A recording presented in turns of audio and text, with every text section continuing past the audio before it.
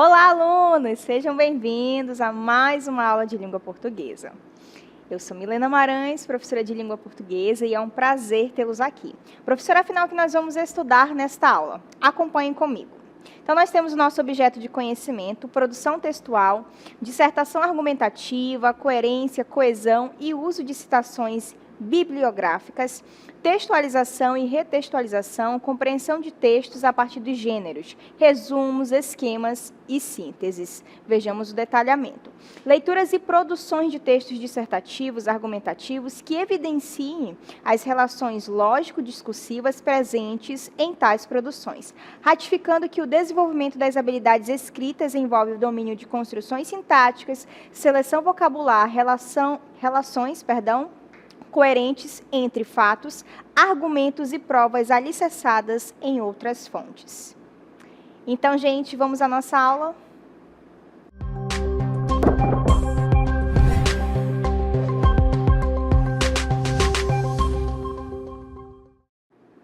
Então, gente, estou aqui neste cenário, não é? E eu quero que vocês imaginem comigo uma reunião, não é? Em que estão pessoas importantes, como prefeito, líderes de instituições aí que possam tratar, por exemplo, de questões ambientais. Então, imagina que você está em uma grande sala de reuniões, onde diversas pessoas de diferentes áreas de conhecimento se reuniram para discutir um tema crucial para o futuro da sua cidade. Entre eles estão cientistas, economistas, representantes do governo e moradores da comunidade. O tema da reunião é: como podemos transformar a cidade para torná-la mais sustentável sem prejudicar a economia local. Então, eu quero que vocês pensem aí, se vocês estivessem em uma reunião como esta que eu acabei de descrever, que tipo de argumentos, que fala vocês trariam para defender a ideia de que a gente precisa realmente de uma economia, não é, de desenvolver o local, mas que seja de uma forma sustentável, a fim de não agredir, por exemplo, as questões que envolvem as situações ambientais. Que tipos de argumentos vocês trariam? Afinal, vocês estariam diante de economistas, especialistas na área, líderes de comunidades, por exemplo. Então, vocês teriam que pensar em ideias que todos ali pudessem entender e não só isso, pudessem concordar com você aí. E aí, que tipos de argumentos vocês trariam? Tendo como base a ideia deste cenário, eu quero que vocês acompanhem comigo agora o conceito de argumentação. Então, vamos lá, olha o que diz aqui.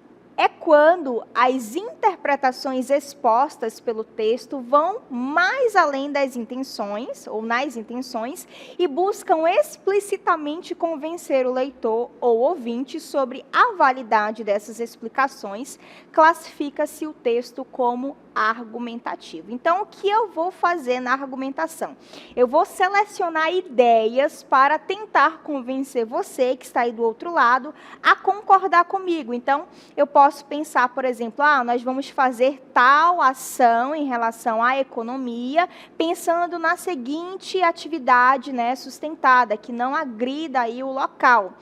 E eu vou ter que fazer uma forma de que você aí do outro lado concorde comigo. Então, quando eu tento convencer você explicitamente, eu estou trabalhando o texto argumentativo ou você está fazendo uma argumentação, ok? Lembrando que o texto argumentativo é cobrado nas provas de redação dos vestibulares. Toda vez que você faz uma prova ali, seja a do PSC, que é uma prova da Universidade Federal do Amazonas, seja a da UEA, que é o CIS, ou é o Macro, da Universidade Estadual do Amazonas, enfim, seja outro vestibular que não seja especificamente aqui do Amazonas, pode ser o Enem, que é o Exame Nacional do Ensino Médio. Em todos eles você precisa utilizar o texto argumentativo, ou chamado também de texto dissertativo argumentativo. Você vai precisar pensar em ideias que vão ali defender o tema proposto. O que vai acontecer na hora da redação? Vai ser proposto um tema para você, vamos pensar o tema de 2017 do Enem. Os desafios para a educação dos surdos no Brasil. E aí, o que você pensa sobre isso? Quais são os desafios? Você vai ter que trazer argumentos para que você possa convencer o seu leitor, que no caso é o corretor, ou seja, o cara que vai corrigir a sua redação. E aí você faz a seleção das ideias, dos argumentos, para então compor essa sua ideia principal.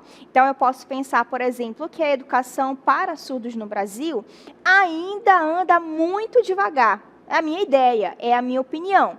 Então, eu tenho uma opinião sobre o tema. E quando eu penso na minha opinião, a segunda pergunta que eu faço geralmente para mim é: por que eu penso isso?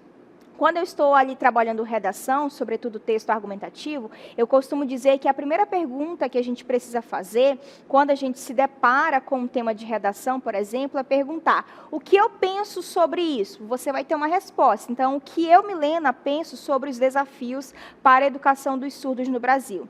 Eu acho que ainda caminha devagar. É o que eu penso sobre o tema. E a segunda pergunta que eu faço é: por que eu penso isso? Então, eu penso porque ainda não existem políticas públicas que tragam profissionais de modo suficiente para ajudar esses alunos, por exemplo, ou as políticas públicas que existem não conseguem ali, digamos, comportar toda a situação da educação para surdos. Então, são dois argumentos que eu trago para defender a minha ideia principal, que é ainda caminha devagar. Então, quando a gente está trabalhando o texto argumentativo, a argumentação, a gente precisa pensar numa ideia principal, o que eu penso sobre o tema, e em seguida a gente faz a seleção dos argumentos, com a pergunta: por que eu penso isso? Aí eu vou pensar nas ideias ali que vão compor essa estrutura da redação. E existe uma terceira pergunta que eu faço, que é a seguinte: como eu vou comprovar isso? Se eu estou dizendo que existem políticas públicas, por exemplo, que tratam da questão aí da educação para surdos, mas elas ainda não são suficientes, como eu vou comprovar isso? Será que eu vou trazer um argumento de autoridade, por exemplo? Será que eu vou trazer alguém da área para falar que realmente elas não são suficientes? Será que eu, por exemplo, vou trazer um dado estatístico para comprovar isso? Posso pegar esse dado lá do IBGE, ou de qualquer outro local que trabalhe com dados estatísticos, não sei quantos, né, digamos assim, não sei quanto a porcentagem, tanto por cento da população, tanto por cento da porcentagem, dizem ali, ou diz, né, que a educação para surdos ainda caminha devagar, ou as políticas ainda não são suficientes. Então, quais são as três perguntas que a gente precisa fazer quando se depara com um tema de redação e a gente vai trabalhar argumentação ou texto argumentativo? O que eu penso sobre o tema é a primeira pergunta. A segunda: por que eu penso isso? Aí você vai trazer os seus argumentos. E como eu vou comprovar essas ideias que eu trouxe? Então, eu vou trazer o que para comprovar? O Enem, inclusive, chama essas comprovações de repertório sociocultural. Quando eu trago, por exemplo, uma autoridade para falar sobre o tema, é um repertório, porque eu estou, para além do meu texto, eu estou trazendo alguém que não sou eu, claro, mas outra pessoa que eu conheço e fala sobre o tema. Eu tenho um repertório sobre isso. Quando eu trabalho com um dado estatístico, é a mesma situação. Eu estou trazendo um repertório, uma questão da sociedade ali para trabalhar dentro do meu texto, ok? E aí, quando a gente fala, por exemplo, da redação do Enem, lá no final, geralmente, aparece a proposta de intervenção. Ela pode vir no decorrer do texto, mas especificamente as pessoas colocam no fim do texto. Então, em resumo, eu já estou relacionando aí a argumentação com as provas de vestibular, porque lá elas vão cobrar a redação, ok? Então, a argumentação é quando eu tento convencer você. Inclusive, isso me faz lembrar que nas épocas eleitorais, não é? Os políticos também vão usar da argumentação, tanto que política significa, né, a ideia de convencer você por meio da argumentação. A política, a palavra política significa isso, não é? E aí os políticos vão usar da argumentação para tentar convencer você, a fim de quê? A fim de votar nele, ok? Então, é justamente o uso do texto argumentativo ou da argumentação. Claro, para a gente argumentar, a gente não vai argumentar de qualquer forma. Geralmente as pessoas trabalham com achismo. Ah, eu acho isso, ah, eu acho aquilo. Só que quando a gente está falando de um texto argumentativo, para alguma banca, para algum vestibular, a gente precisa argumentar com base em algumas ideias. E com base em algumas ideias, a gente chama isso de tipos de argumento. como eu vou argumentar isso? De que forma eu vou tentar convencer? Então, nós vamos ver o que são os tipos de argumentos agora. Então, quero que vocês acompanhem comigo. Os argumentos são recursos de convencimento e embasam o ponto de vista do autor. Eles podem ser exemplos, qualidades, depoimentos, citações, fatos, evidências, pequenas narrativas, dados estatísticos, entre outros recursos de convencimento. Então, a gente, quando tenta convencer, a gente vai usar as estratégias que são os tipos de argumento. O primeiro ali pode ser um exemplo. Então, eu posso exemplificar uma situação, a gente vai ver isso depois, para tentar convencer você. Ó, eu acho que as políticas públicas que existem hoje não são suficientes para trabalhar a ideia da educação para surdos. Por exemplo, lá na escola tal, então eu vou expor o que acontece na escola. É um exemplo, não é? Para demonstrar que a política pública que existe não é o suficiente, por exemplo, ok?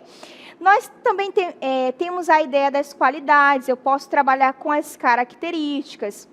As políticas públicas que existem não são o suficiente. Por exemplo, a característica dessa política pública é assim, assim, assim. Então, eu estou caracterizando, dando as qualidades ou até mesmo os defeitos, não é, para dizer que as políticas ali não são suficientes, ok? Também podemos trazer depoimentos, que é a fala de alguém sobre determinado tema, né? Sobretudo isso acontece quando a pessoa vivencia algo. Então, se a gente pensar, se formos às escolas e falarmos ali com pessoas que são surdas, elas vão dar os seus depoimentos e vão realmente demonstrar que não existe educação ali, digamos, de forma, existe dentro da lei, mas na prática isso não acontece como está na lei. Então, a gente pode trazer a fala dessas pessoas por meio de depoimentos. Tudo isso para convencer aí de que, de fato, a minha opinião está, digamos assim, correta, não é? E aí eu quero convencer você. Citações também, eu li no livro ali que se a gente não se preocupa com as pessoas surdas, tal situação acontece na sociedade. Essa frase é do autor tal, então eu vou lá e cito essa frase, a gente chama de citação. Aí, claro, que dentro da citação, eu tenho a citação direta e a citação indireta. A citação direta é quando eu trabalho com todas as palavras do autor. Eu falo exatamente aquilo que o autor falou. E a citação indireta é quando, com as minhas palavras, eu escrevo aquilo que o autor pensou, tá bom? É como se fosse a minha interpretação. A gente pode trazer fatos também, situações que acontecem ou que já aconteceram. Geralmente, as pessoas trabalham com fatos históricos para comprovar, por exemplo, que as políticas públicas ainda não existem. Na verdade, elas existem, mas não são o suficiente, ok? Evidências também, pequenas narrativas. Eu posso trazer histórias para comprovar o que eu estou falando, ok? Eu posso contar uma história, por incrível que pareça, a fim de convencer você do outro lado, né? Então, se eu quisesse, por exemplo, se eu fosse falar das pessoas, né, dos desafios da educação para surdos, eu poderia contar uma história que eu vivenciei como professora, por exemplo. Certo dia eu estava na escola e aconteceu isso, isso, isso. Eu tive que lidar com um aluno surdo e eu vou explicar a partir da minha narrativa. Então, eu posso fazer isso para, no final, dizer, realmente a gente tem políticas públicas, mas elas não são o suficiente, tá bom? Dados estatísticos, como eu havia falado, entre outros recursos. Mas, nesta aula, a gente vai falar especificamente de alguns tipos de argumento, e eu quero que vocês acompanhem o primeiro comigo. Vejam aí. Andar com uma arma torna o indivíduo mais vulnerável. Mesmo que ele tenha o preparo ideal, as chances de se tornar uma vítima são grandes. Como é o caso de um policial, por exemplo, em São Paulo, que estava à paisana, reagiu a um assalto e foi baleado. Portanto, segundo uma pesquisa do Instituto Brasileiro de Ciências Criminais, uma pessoa armada corre o risco 56% maior de morrer que uma pessoa desarmada. Se a gente prestar bastante atenção aqui, eu estou dizendo a respeito do porte, né, enfim, de armas e tal, e eu estou dizendo que a arma torna o indivíduo mais vulnerável. Se eu não me engano, este tema que foi trabalhado ou foi sobre a posse de armas ou o porte de armas, alguma coisa assim. E aí a aluna está defendendo. Esse texto, inclusive, é da Laura Beatriz, minha antiga aluna. Então, o tema estava falando ou era sobre o porte ou a posse de armas, algo assim. Mas veja que a aluna está falando aí que o uso da arma torna o indivíduo mais vulnerável, mesmo que ele tenha o preparo ideal. Veja que agora eu vou comprovar com um exemplo que aconteceu lá em São Paulo, né? Um policial foi baleado, e em seguida eu trago aí a questão do Instituto Brasileiro de Ciências Criminais a partir de um dado estatístico. Claro que aqui o dado estatístico é uma forma secundária de você verificar que também eu estou argumentando a partir de um dado estatístico. Eu quero que vocês foquem aqui sobretudo. Veja que eu estou usando um exemplo para comprovar o que eu estou falando. Então, vocês viram aí que eu usei um exemplo para aprofundar não, mas sobretudo comprovar o que eu estou falando e tentar convencer você. De fato, olha, essa questão de você andar armado, realmente, mesmo que eu tenha o preparo ideal, ainda sou vulnerável, tá bom? E aí nós temos aqui o argumento de autoridade, que é alguém considerado uma autoridade na área e é mencionado no texto a fim de dar credibilidade. Eu penso isso e aí eu trago alguém da área que também pensa isso. Nossa, vai ser show de bola. Eu vou tentar convencer você de que realmente o que eu estou falando está adequado porque existe alguém da área que também pensa da mesma forma. Eu quero que vocês acompanhem comigo o exemplo. Diretora, secretária adjunta da Associação Brasileira de Psiquiatria, ABP, Miriam Gorender, avalia que existe no Brasil uma falha muito grande na assistência e que vem afetando a saúde e a vida da população, observando que o suicídio é muito frequentemente consequência de uma doença mental tratada de forma ineficaz. Então, veja que primeiro eu falo da questão do suicídio e que o suicídio é uma consequência de uma doença mental tratada de forma ineficaz, ou seja, isso só acontece porque existe um tratamento ineficaz. É o que eu penso, por exemplo, sobre o tema, sobre o assunto.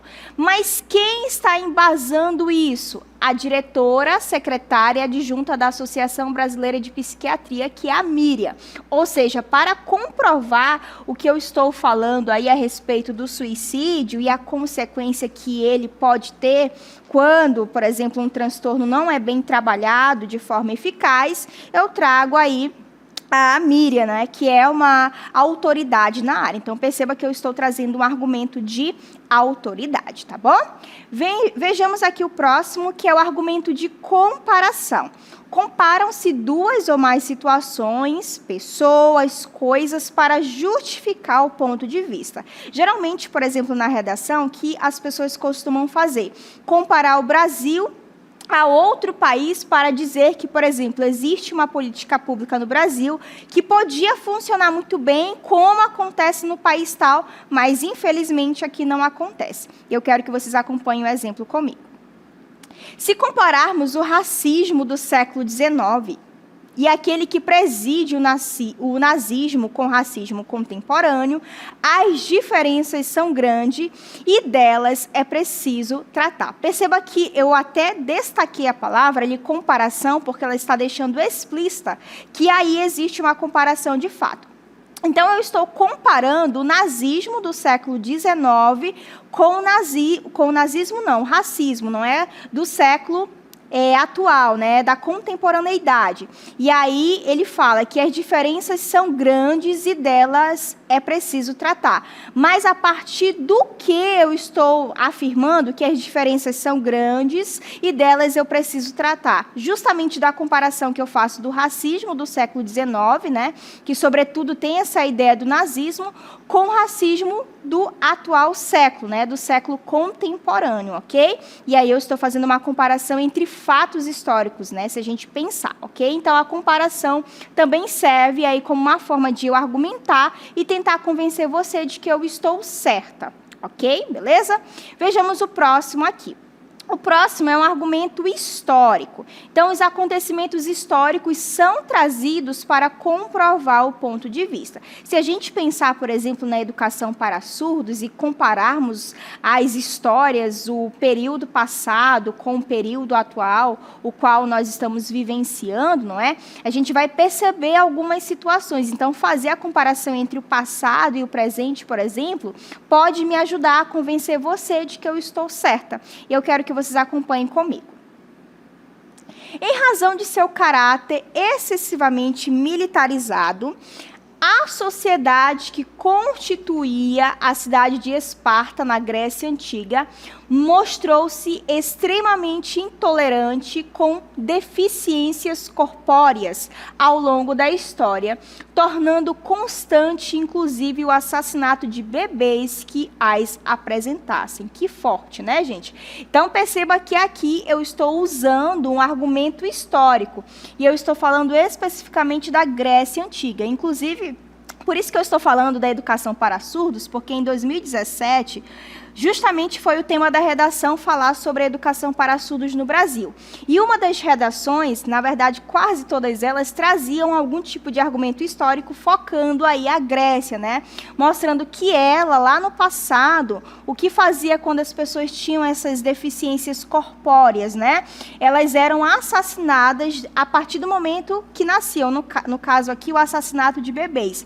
Então, eu vou mostrar que essa ideia, apesar de hoje não acontecer o assassinato, por exemplo, mas essa ideia de que as pessoas com deficiência precisam ser excluídas permanece. Então, eu trago um argumento histórico para comprovar o que eu penso, e aí eu faço a minha argumentação, que ainda hoje, apesar, né, de isso já ser passado, as pessoas ainda continuam com essa mentalidade, por exemplo. Vamos continuar aí o texto.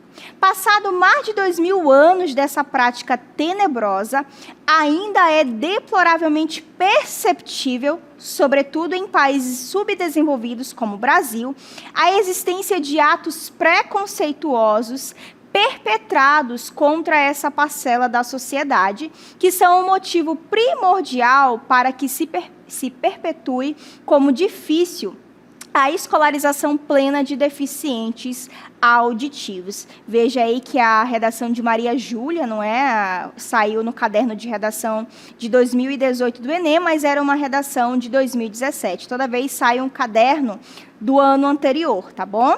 Então, veja que ela faz aí, né, o argumento histórico, justamente, na verdade, traz o argumento histórico para comprovar que ainda hoje, nós aí, eu me incluo também, porque a gente está falando do Brasil e eu sou brasileira, temos esse pensamento preconceituoso em relação às pessoas surdas, por exemplo, né?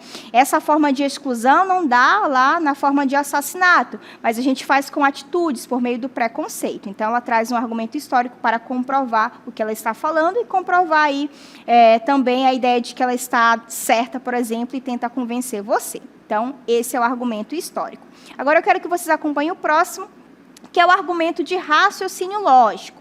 Ocorre quando uma afirmação leva a conclusões. Usa-se, de fato, a lógica para dizer se tal situação é assim, logo a outra situação será da mesma forma. Então, por exemplo, se eu uso um sapato, né, que vocês estão vendo aqui com um saltinho, eles doem as minhas pernas. Então, todo sapato que eu usar, por exemplo, vai doer minha perna daqui a pouco também, né? Então, eu estou usando o meu raciocínio. Se uma coisa é assim, automaticamente a outra coisa vai ser assim, ok? Então, eu posso usar essa comparação do raciocínio lógico, se uma coisa é assim, a outra coisa também será assim, nas redações para comprovar o que eu estou falando. É o menos utilizado, porque a gente está trabalhando com lógica, mas ele pode ser usado numa argumentação também. Acompanhem comigo. Vejamos o exemplo. Todos os homens são mortais. Sócrates é homem.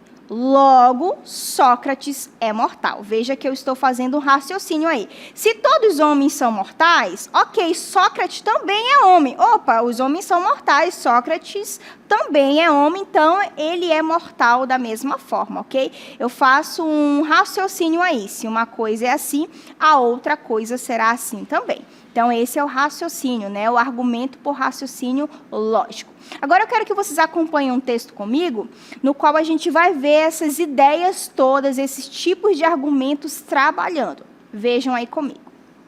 Na antiga Esparta, crianças com deficiência eram assassinadas, pois não poderiam ser guerreiras, profissão mais valorizada na época. Veja que eu já estou trazendo um argumento histórico, né? Falando que lá na Esparta, as crianças com deficiência eram assassinadas porque elas não podiam ser guerreiras, afinal, elas apresentavam deficiência, não é? E, de fato, era a profissão mais valorizada na época. Todo, digamos, ser humano que nascia, ele precisava ser um guerreiro. Tanto que nós temos histórias aí, né? A partir da mitologia grega e, enfim, uma série de outras literaturas sobre essa questão do ser guerreiro. Na contemporaneidade, tal barbárie não ocorre mais, ou seja, a gente não faz essa situação aí dos assassinatos, como o texto está dizendo lá no contexto histórico. Porém, há grandes dificuldades para garantir aos deficientes, em especial os surdos, o acesso à educação devido ao preconceito ainda existente na sociedade e à falta de atenção do Estado à questão. Então, veja que eu estou relacionando a história com o presente, e aí hoje a situação mudou, porque a gente faz a exclusão por meio do preconceito, né, e também pela falta de atenção aí por parte do Estado. Então, hoje a gente não comete mais o assassinato, mas a gente faz dessas duas formas. Perceba que eu estou trabalhando o argumento aí histórico. Continuando.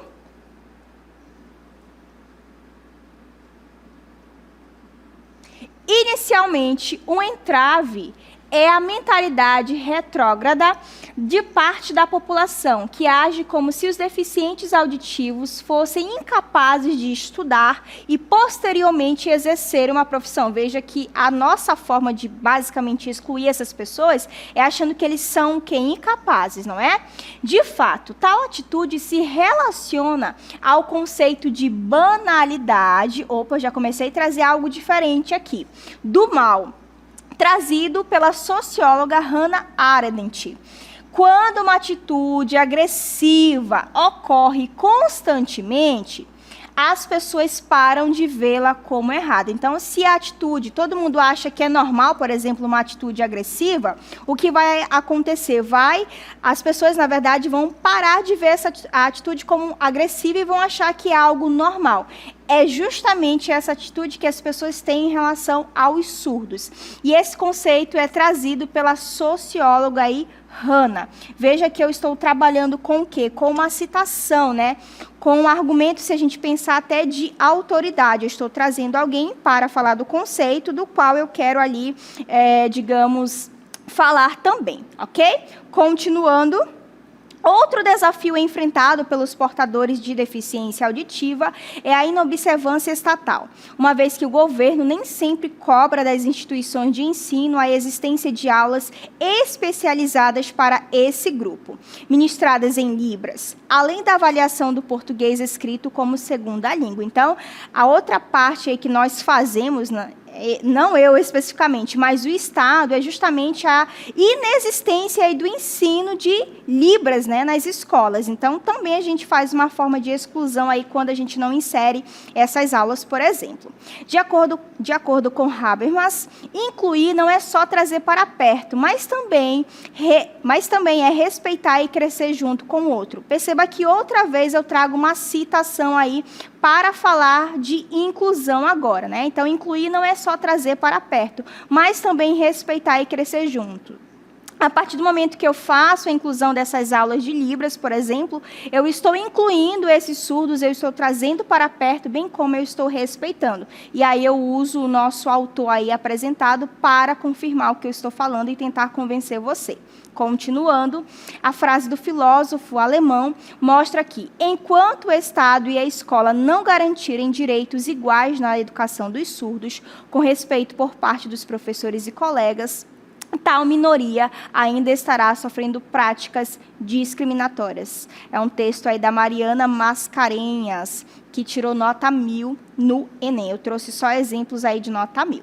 Então, vocês perceberam aí, não é, gente, o uso de vários tipos de argumento, de estratégias argumentativas para falar o que eu quero falar, mas eu não falo de qualquer forma. Eu falo a partir de alguma estratégia para, então, convencer. Em síntese, nesta aula, nós vimos aí que a argumentação volta-se para a defesa de um ponto de vista, ou seja, para a defesa da opinião do autor em relação a algum tema. Para que ele tenha credibilidade, ou seja, para que o texto tenha credibilidade, o que eu estou falando tenha credibilidade, a gente faz uso aí dos tipos de argumentos, e eu apresentei alguns para vocês. Eu sei que foi muita informação, eu espero que você tenha entendido, eu espero que eu tenha ajudado você aí do outro lado, e eu fico por aqui.